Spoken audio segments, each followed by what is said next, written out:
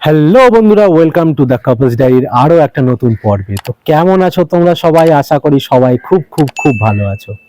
তো শীত এখন মধ্য গগনে, আর এই শীতের মধ্যে কিন্তু নাইবা হলো বড় ট্যুর, হতে পারে একদিনের কিন্তু ছোট ট্যুর। তাই আজকে আমরা একটু অন্যরকমভাবে দেখাতে চলেছি এই পর্বে একদিনের শর্ট ট্রিপ। আজকে অন্যরকমভাবে, অর্থাৎ আমরা আজকে প্রথমবারের মতন বেরোচ্ছি স্কুটি রাইড করে হুগলির আশেপাশে অঞ্চলে, বা যদি তোমরা চাও হুগলির বাইরে থেকে বা হাওড়া কলকাতা যে কোনো অঞ্চল থেকে এসে কিন্তু এই হুগলির তিনটে বিখ্যাত গন্তব্য স্থল তোমরা দেখে আসতে পারো। তো আজকের ট্যুরটা কিন্তু হুগলির মানুষদের কাছে একদমই চেনা জায়গা, তবুও কিন্তু তোমাদের কাছে অনেকের কাছে অচেনা। তো আজকে আমরা দেখাবো তিনটে ধর্মের সমন্বয়ে তিনটে আলাদা আলাদা জায়গা। দেখতে থাকো পুরো ট্যুরটা, আর পুরো ডিটেলসে আমরা তোমাদের জানাতে থাকবো আমরা কোথায় যাচ্ছি, কিভাবে যাচ্ছি, আর তোমরা কিভাবে আসতে পারো এই সব জায়গাগুলোতে। তো চলো, আজকে আমরা প্রথমবারের মতন স্কুটি রাইড করে বেরোবো, দেখতে থাকো।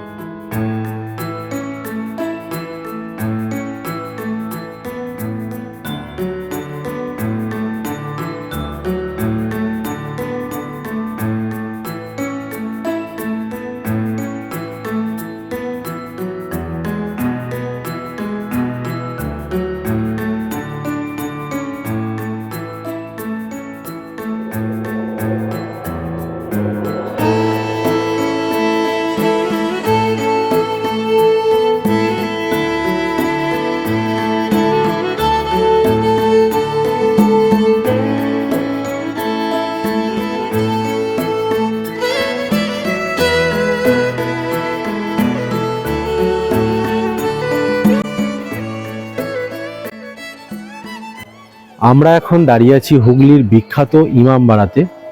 তোমরা যদি হুগলির এই ইমামবাড়াতে আসতে চাও, যদি কলকাতা বা হাওড়া থেকে আসতে চাও, যে কোনো মেন লাইনের ট্রেন ধরে ব্যান্ডেলে চলে এসে ব্যান্ডেল থেকে তোমরা অটো বা টোটো করে চলে আসতে পারো কিন্তু ইমামবাড়াতে। এছাড়াও অন্য জায়গা বা হুগলি থেকে তো সকলেই জানো, তাও বলে দিচ্ছি, ব্যান্ডেল থেকে টোটো অটো সব কিছুই এখানে আসে। তো এই ইমামবাড়া অনেক পৌরাণিক ইতিহাস নিয়ে কিন্তু জর্জরিত। এই জায়গাটা 1841 থেকে 1861, এই দীর্ঘ 20 বছর ধরে এই ইমামবাড়া প্রতিষ্ঠা হয়। হাজি মোহাম্মদ মহসিনের একটা অর্থ ফান্ড ছিল, যেই ফান্ডের টাকা দিয়ে এই হুগলির ইমামবাড়া তৈরি হয়। তো চলো হুগলির ইমামবাড়া তোমাদের সামনে এক নজরে তুলে ধরি।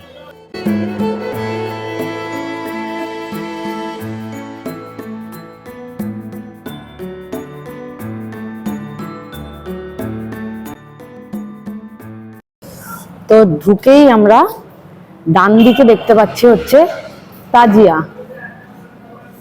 এই তাজিয়া এখনো কিন্তু মহরমের সময় বেরোয়, ঠিক আছে? এখানে কারবালাতে মহরম বেরোয়, সেই সময় এই তাজিয়া বেরোয়।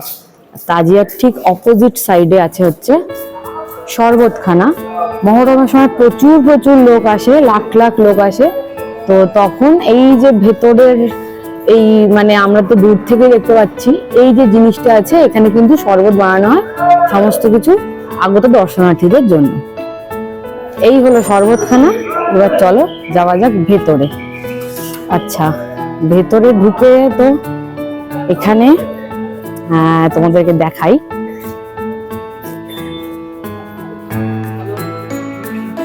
এখানে হচ্ছে একটা ফাউন্টেন আছে, আর এই ভেতরটাতে আছে হচ্ছে একটা পুকুর মতো ছোট্ট, সেখানে বেশ রং বেরঙের মাছ আছে। তো চলো একটু দেখাই।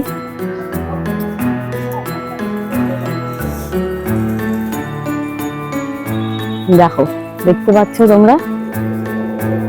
আর এই যে এটা হচ্ছে পুরো এটা সাইডটা, সবার জন্যই ওপেন আছে। এবার যাব হচ্ছে ক্লক টাওয়ারে, যেটা এখানকার মূল আকর্ষণ বলতে পারো। এখানটা দিয়ে কিন্তু হচ্ছে যে আমরা এখানটা দিয়ে এলাম, এখানটা দিয়ে এসে কিন্তু এদিকে হচ্ছে অনলি ফর জেন্টস, ঠিক আছে? ক্লক টাওয়ার যেতে শুধু এখান দিয়ে জেন্টসরা ইউজ করবে, আর এই সাইডটাতে আছে হচ্ছে অনলি ফর লেডিস। তো চলো যাওয়া যাক। তো এই যে এসে গেছি একদম ক্লক টাওয়ারের গেটেতে, তো চলো যাওয়া যাক।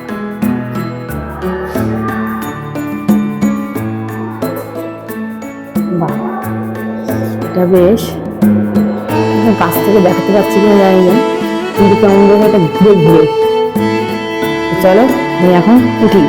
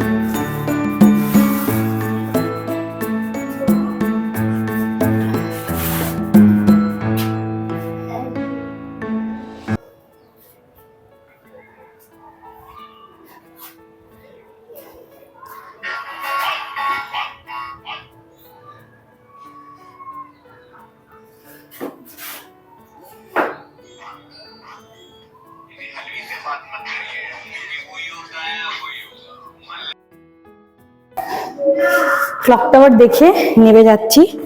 আচ্ছা, নামতে নামতে তোমাদেরকে বলি, আসলে বলতে বলতে তো যাচ্ছিলাম, কিন্তু ওপরে গিয়ে আর কেন মাঝখান থেকে ফট করে কথা বলা বন্ধ করে দিলাম। কারণ হচ্ছে ওপরে কিছুজন ছিল যারা এই যে বড্ড চেল্লামিল্লি করছিল, ভিডিও দেখছিল, মিউজিক হচ্ছে। আর তোমরা তো জানোই যে মিউজিক হলে আমাদের কপিরাইট খাওয়ার একটা ব্যাপার থাকে। তো তার জন্য আর বাকিটা বললাম না, তোমাদেরকে সবই দেখালাম। এখন নিচে নামছি, নিচে নেমে যাবো হচ্ছে হামাম, মানে ওই এর পাশেই আছে, মানে এর মধ্যেই ক্লক টাওয়ারের ঠিক পাশে যেখানে হচ্ছে হামাম, এটা একটা স্নান করার জায়গা। তো চলো যাওয়া যাক। এসে গেছি বাইরে, এই যে ক্লক টাওয়ারের ঠিক এই পাশ দিয়েই এই যে এখানে আছে হচ্ছে হামাম। তো চলো এবার হামামে যাওয়া যাক।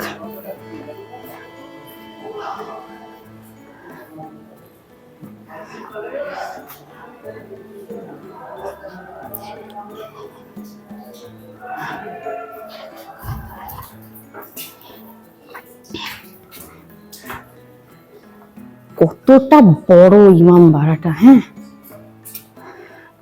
কিরম কিরম সব ঘুরছি ঘুরছি এলাকা। এটা হচ্ছে হামাম। আচ্ছা, এটা এই যে বডি স্ক্রাবিং এরিয়া। এবার যাব ভেতরে। বেশ অদ্ভুত অদ্ভুত দিয়ে, এখানে হচ্ছে অয়েল ম্যাসেজ এরিয়া। দেখো, আচ্ছা, ব্যাপার স্যাপারটা একটু অন্যরকম লাগছে। সেখানে জলের ব্যবস্থা ছিল, এখানে হচ্ছে সেন্টেড ওয়াটার হাউস, মানে এখানটাতে তার মানে সুইমিং পুল গোছের, মানে এখানটা ভালো কিন্তু ডিপ আছে। এখানটাতে জল আসতো, জল ভরা থাকতো, তারা এখানে স্নান করতেন, অনেকটা ডিপ। আচ্ছা, আর এদিকে আছে হচ্ছে ড্রেসিং রুম। মনে হচ্ছে যে এখানে আয়না টায়না কিছু থাকলেও থাকতে পারে, কেমন একটা গম গম করছে আওয়াজগুলো।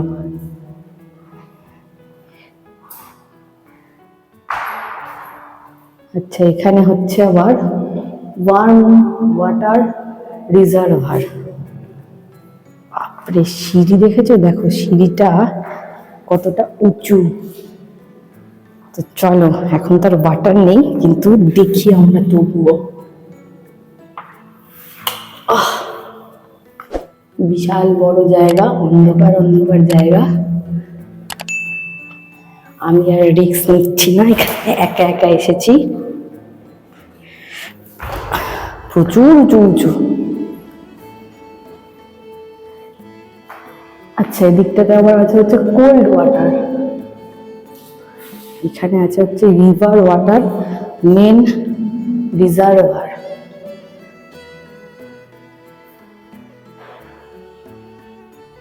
তো এই ছিল এদের এখানকার স্নানাগার বা হামাম। আর যেহেতু এটা মুসলমানদের বানানো, তো সেই জন্য প্যাটার্নটা তো তোমরা বুঝতেই পারছো, যে গম্বুজ গম্বুজ টাইপের বানানো।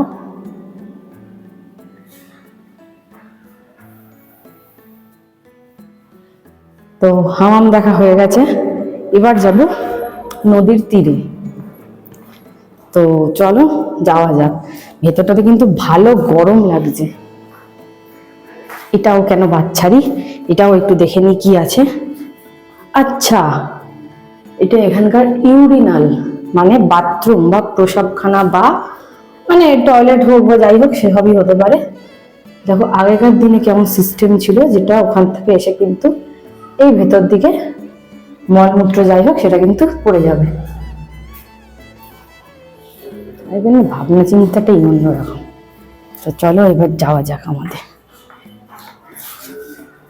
দেখো আজকে আমার ক্যামেরায় বন্দি, প্রতিদিন দুষ্টু দুষ্টু বলে। বলুন স্যার, আপনার কেমন লাগছে ঘুরতে? ভেতরটা গোলক ধাঁধা। তো এবার চলো যাই আমরা গঙ্গার তীরে। এখান থেকে বেরিয়ে বাদিকে সোজা। তো এসে গেছি দিকে, দেখতে পাচ্ছ সূর্যগড়ি লেখা আছে, আর এদিকেই হচ্ছে কিন্তু গঙ্গার ধার। তো চলো যাওয়া যাক।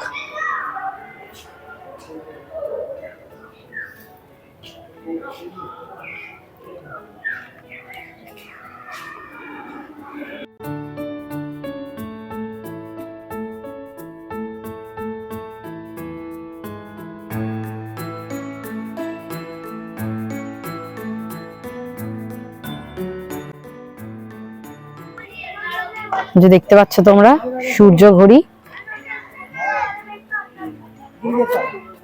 কি সুন্দর ভাবে আগেকার দিনের কাজ মানে বানানো, পুরো একদম পাথর খোদাই করে। আমাদের এখন তো ডিজিটাল ওয়াচ হয়ে গেছে, আমাদের এমনি ঘড়ি দেখি না, কিন্তু সত্যিকারের আগেকার দিনের এরা কি ভেবে এত সুন্দর ভাবে, মানে নদীর তীরে এত সুন্দর ভাবে যে জিনিসটাকে বানিয়েছে, সেই ইমাম বাড়া বলো বা এই ঘড়িটা বলো, সমস্ত কিছু। আর এই যে দেখতেই পাচ্ছ তোমরা কি সুন্দর শান্ত এখন গঙ্গাটা।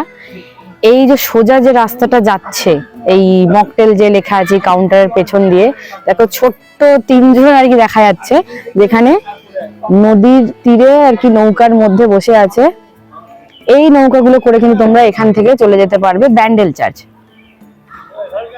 আমরা তো আজকে স্কুটি নিয়ে এসেছি, তো আমরা তো এখন স্কুটি করেই যাব।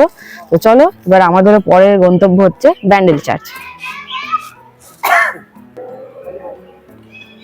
আর এই যে ঠিক সূর্য ঘড়ির পাশেই আছে কিন্তু অনেক বড় প্রার্থনা ঘর। প্রার্থনা ঘরে সবাই অ্যালাউড, কিন্তু জুতো খুলে যেতে হবে। যে কিছুজন বেরোচ্ছে তোমরা দেখতেই পাচ্ছ। এই ইমামবাড়া কিন্তু সবার জন্য খোলা, জাতি ধর্ম নির্বিশেষে। তো আর আপাতত আমাদের এখানে তো কিছু দেখার নেই, যেমনটা বললাম যে চলো এবার পরের ডেস্টিনেশন ব্যান্ডেল চার্চ। তো চলো আমরা বেরিয়ে যাই।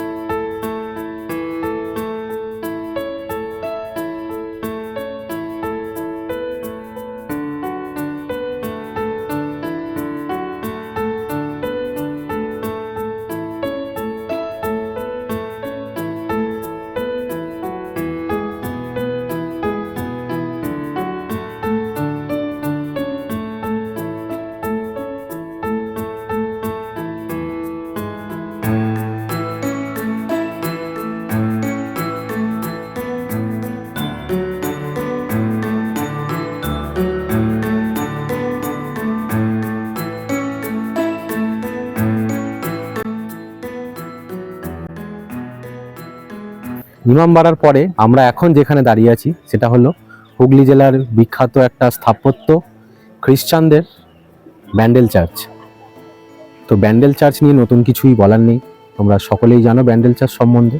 এটাও কিন্তু ওই একইভাবে ব্যান্ডেল স্টেশনে যে কোনো ট্রেন যে কোনো জায়গা থেকে, হাওড়া থেকে বা নৈহাটি থেকে, শিয়ালদা থেকে যেভাবেই আসো, তোমাদের এসে পৌঁছতে হবে ব্যান্ডেল স্টেশন। ব্যান্ডেল স্টেশন থেকে অটো বা টোটো করে চলে আসো ব্যান্ডেল চার্চ। 20 টাকা ভাড়া পড়বে, খুব বেশি হলে মানে ম্যাক্সিমাম 20 টাকা ভাড়া। একদিনে ঘুরে আসার জন্য কিন্তু খুব ভালো জায়গা, খুবই শান্তিপূর্ণ একটা জায়গা। তো চলো এবার ব্যান্ডেল চার্চটা একটু ঘুরে দেখা যাক।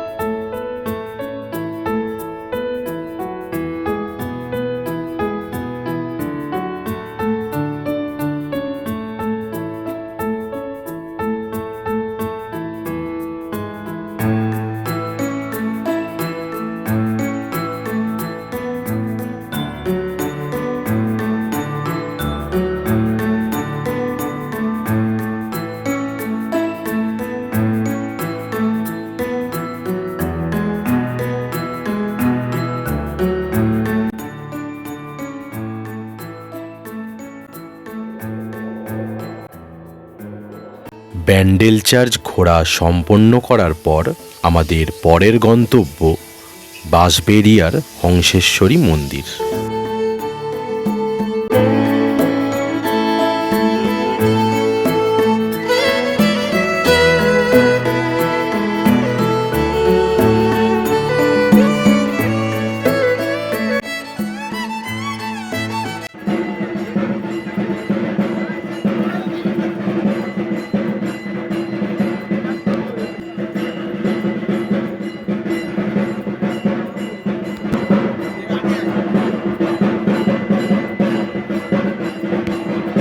আমরা এখন দাঁড়িয়ে আছি হুগলি জেলার বাঁশবেড়িয়া অঞ্চলে অবস্থিত প্রসিদ্ধ একটা মন্দির হংসেশ্বরী মন্দিরের সামনে। তো একদম দারুণ একটা সন্ধিক্ষণ টাইমে এসছি আমরা, যেই সময় মন্দিরে হচ্ছে সন্ধ্যা আরতি। তো চলো সন্ধ্যা আরতি এবং মন্দিরটা একটু ঘুরে দেখা যায়।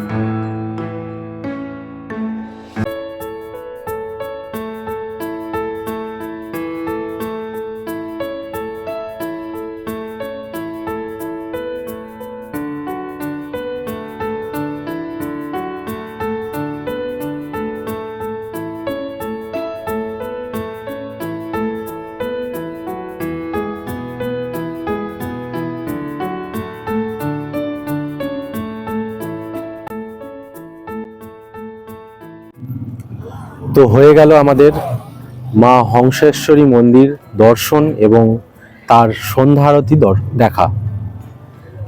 আর এরই সাথে শেষ হয়ে গেল আমাদের একদিনের হুগলির এই 3টে স্থাপত্য বা দর্শনীয় স্থান একদিনে ঘোরা। তো তোমরাও চাইলে কিন্তু একদিনে ঘুরে আসতে পারো এই ইমামবাড়া ব্যান্ডেল চার্চ এবং বাঁশবেড়িয়ার হংসেশ্বরী মন্দির। আর এর সাথে আমাদের আজকের পর্ব এখানেই সমাপ্ত হলো। ভিডিওটা যদি ভালো লেগে থাকে তাহলে অবশ্যই লাইক করো, শেয়ার করো, কমেন্ট করো।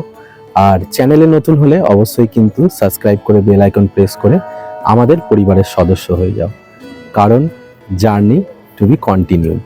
তো চলো এখনকার মতো বিদায়, দেখা হবে আগামী দিন আগামী আরও একটা নতুন পর্বে।